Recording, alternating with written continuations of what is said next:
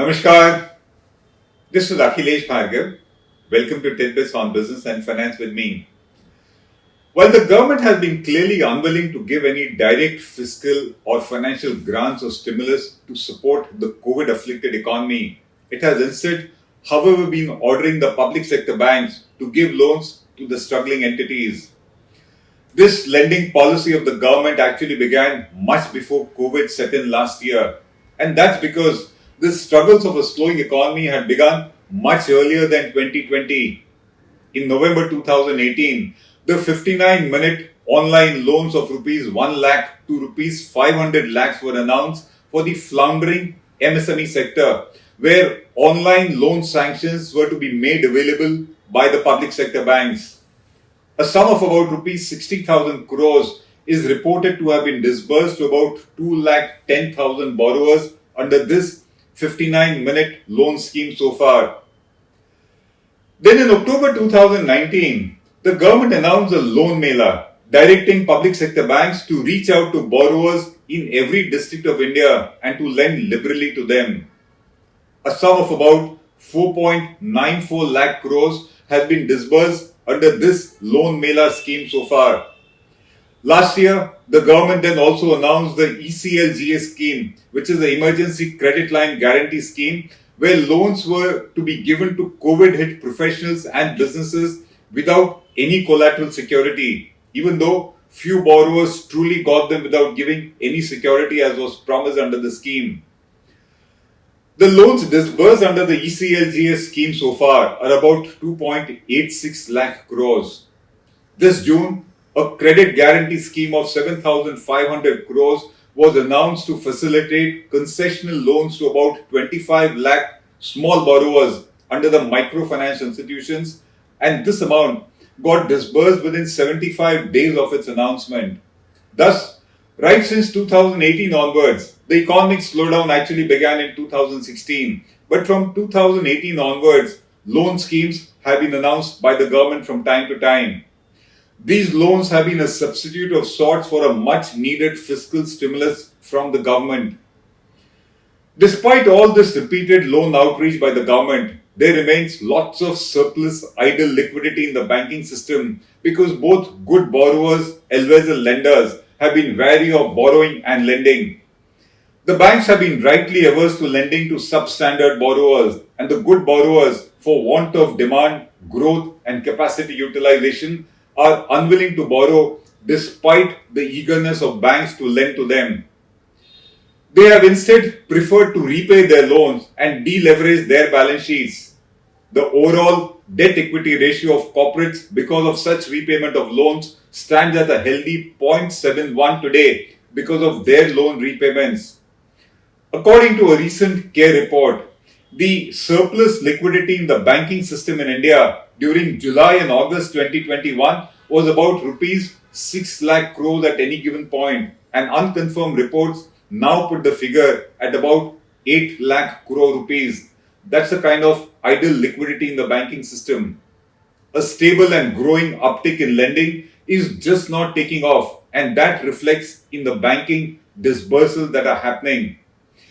Despite the pickup in demand after the second COVID wave, loans to industries have grown at a snail pace of just 2.3%, even though it compares much better with a growth rate of a mere 0.4% last year. We really think, while it is not comparable with last year, but then 2.3% in itself is a dismal growth rate in bank loans. This has been so at a time when the finances of public sector banks are at a 5-year best and bank coffers are truly overflowing. With combined profits of 31,820 crores in financial year 21, net NPAs of 3.1% because of higher provisioning by banks, and capital adequacy ratio at 14% as against 10.8% last year. The finances of public sector banks today are far better, far robust and improved, and banks thus do have the ability to lend copiously provided they are eligible and good borrowers. Despite the public sector banks being loaded with funds and being pushed by the government to lend, credit growth has not quite taken off in India, a reflection, according to us, of the state of the economy, Where confidence is missing among the investors, it is also missing among the consumers, and thus, why would any one of them really want to borrow in a big way? While on one hand, lending by banks has been sluggish, on the other, the credit growth and loan portfolio of banks have turned lopsided. In a growing economy, ideally, industrial loans which generate jobs and GDP in the long term should be much more than personal loans. But over the past years, due to the unwillingness of the industries to borrow and invest in new projects, and due to the growing desperation of individuals to borrow and spend or to borrow and survive, personal loans have overtaken industrial credit in loans given by banks in India. The recent Reserve Bank report on the sectoral data of bank loans shows that the industrial credit segment in bank loans has been recording a very sluggish growth over the years, touching a low of just 26% of the total bank loans as of October 2022. The total industrial loans in the entire portfolio of bank loans has touched just 26% of the total. Personal loans, on the other hand, account for 26.7% of the total bank loans as in October 2022. Their share in the total bank loans stood at 18.2% in March 2012, and it has steadily increased thereafter, such that personal loans by banks today now exceed loans given to industries by them. Resultantly, the total loans given to industries by banks aggregate to rupees 28.2 lakh crores as against personal loans of 28.94 lakh crores given by banks. And with credit-worthy industries reluctant to borrow, this trend is likely to continue in the forthcoming quarters. Incidentally, 2021 was the 8th year in a row when retail loans grew much faster than industrial loans in India's bank lending, and that now reflects in the fact that industrial loans are lower than personal loans in the credit portfolio, in the lending portfolio of banks. In such a situation, aware that lending to industries must take off so as to sustain a durable and rapid growth of the Indian economy, the government has announced yet another Loan Mela which begins next month. The Finance Minister had instructed the public sector banks in August 21 to reach out to borrowers amidst another Loan Mela seeking to stir economic growth through a sustained credit push through more lending to borrowers. It comes when the government fears that bankers have been increasingly turning risk averse, which is partly true and which is rightly meant to be so. They cannot be doing reckless and corrupt and fraudulent lending. The Finance Minister has advised the government-owned banks to start another nationwide credit outreach program and to take advantage of a potential rise in credit demand in the run-up to Diwali and thereafter. Banks have been asked by the Finance Ministry to set targets of loans to be sanctioned during the forthcoming district-wise outreach program and to also join hands with NBFCs, fintech firms and companies and microfinance institutions for that.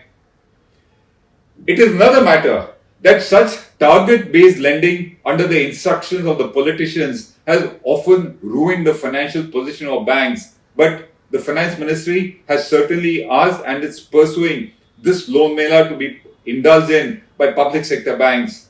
In its eagerness to put money in the hands of people, the government is further pushing financial inclusion in a big way, including through Jan Dhan accounts, through RuPay cards, through Kisan credit cards, etc. But the fact is, it is more eager to ensure that money goes in the hands of the public by way of interest-bearing loans. Much as the government is pushing banks to lend, the fact of the matter is that prudent bankers remain cautious and conservative in their lending, and so do credible borrowers in their borrowing.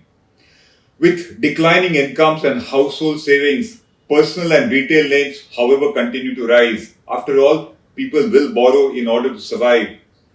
In the current financial year, between April to August, while 62,000 crores of industrial loans were given by banks, on the other hand, the retail loans stood at 3.31 lakh crores, and that is more than 5 times the loans given to industries.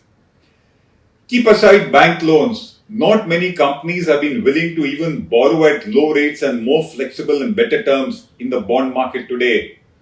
With consumer demand yet to take off in a big way, few companies are willing to invest in new projects and to add to capacity. As a contribution to national GDP, today the share of private investments in projects remains at a 17-year low, which is a matter of concern. With investments not taking off, jobs don't take off, growth doesn't take off. With the continued slowdown in capital expenditure by the private sector, companies prefer to repay loans instead of contracting new ones. The earliest that fresh capacity will be added and new projects will take off by corporate India is financial year 2023 at the earliest. Until then, banks will get few takers for industrial loans, which the Finance Minister today is so keen to push through a Loan Mela outreach. We think while Loan Melas per se do not make any banking or financial sense from an angle of prudence, they may make political sense. But the fact of the matter is that borrowers today are not really willing to borrow in the way the Finance Minister may think. And that's where the real challenge lies. Let the economy pick up and loans will only pick up thereafter. This is Akhilesh Bhargava signing off till we meet again. Namaskar.